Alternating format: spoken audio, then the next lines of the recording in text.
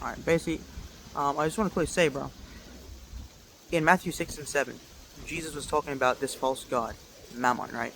He said you cannot serve two masters. You can't serve money and God. You either love the one and hate the other, but you can't do both. So if people are chasing money, they go to money for food, water, and clothes. But God said, go to me for food, water, and clothes. So people are making money their God.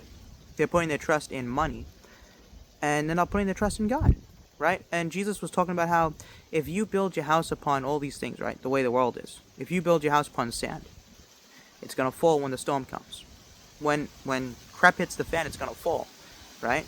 Well, let's just say you had $1,000,000 and you put it in 10-cent pieces. That makes a beach, right? By itself, 10 cents is nothing, right? Just like a grain of sand.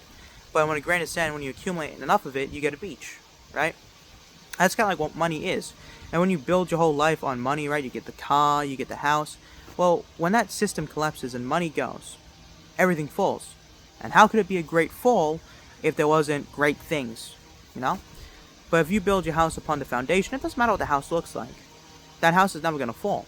It's going to stay there, stay standing. But we should never, because look, money, the way the system works, it runs on the fear of death. Everything runs on the fear of death. The reason people get jobs is because they have a fear of death. They fear that if they don't get a job, they won't get money, and they fear if they don't have money, they can't get food, and they fear if they don't get food, they die. So why are you as a Christian, why are you living your life fearing death, what Jesus Christ defeated? Doesn't make much sense, you know? But it's easy to get carried away and get tricked by the way of the world. That's why Jesus warned us in Matthew 6 and 7. So people, let me just say it in I guess easy way to understand. People live their life fearing death, but Jesus already defeated death. So why are you living your life in fear of death, in fear of what Jesus already defeated for you on the cross? People need to stop worrying.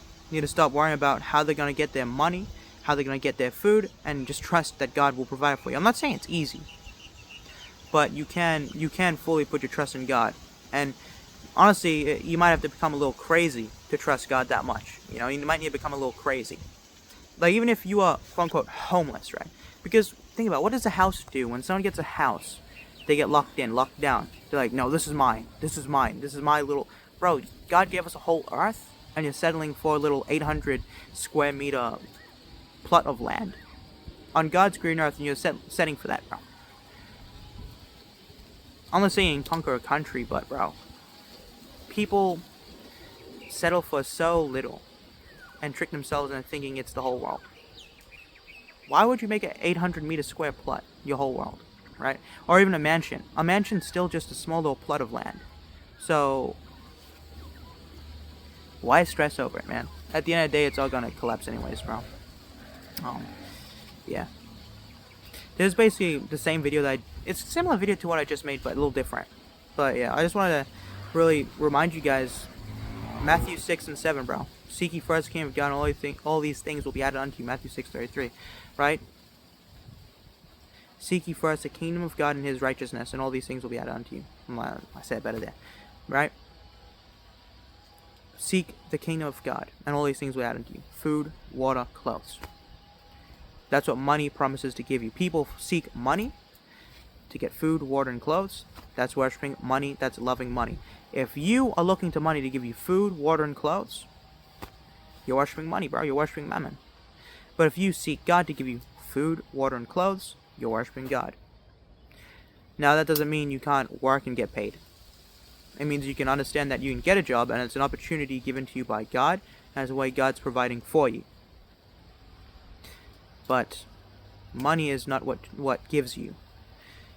God is one who gives you money so you can get things. And He doesn't need to give you money so you can get things. He can give you people to give you stuff, and He can just give it to you multiple ways. There are many ways for God to work. Money is honestly, it's the smallest tool that God could use. So, yeah, just trust God, don't trust the money, and don't stress. I just want you to remember that I love you, but Jesus Christ will always love you more.